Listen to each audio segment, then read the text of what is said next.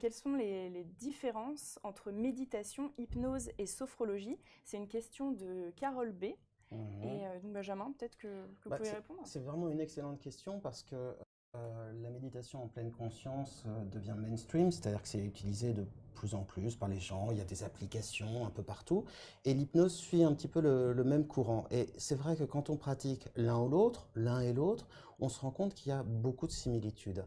On va dire que la méditation, c'est un état qui est proche de l'état hypnotique, mais on vise à être dans une sorte d'entre-deux. On n'est pas complètement à faire abstraction de l'extérieur, on reste conscient de ses sensations. L'hypnose, elle, vous pousse un petit peu plus loin, elle vous accompagne un petit peu plus loin, et la grande différence, c'est qu'en hypnose, on utilise cet état pour induire des changements. Et ce qui est assez extraordinaire, c'est que quand on travaille avec l'hypnose, eh bien, on arrive à travailler à un niveau inconscient et induire, créer, par exemple, du calme, une analgésie, de la concentration. Donc, c'est un très très bel outil. La sophrologie, eh ben, c'est une sorte de grand mix de tout ça. C'est-à-dire que le fondateur de la sophrologie a pris de l'hypnose, de la méditation, du yoga, et il en a fait quelque chose de cohérent. Donc, en gros, si vous savez parler sophrologie, vous êtes bilingue méditation et hypnose.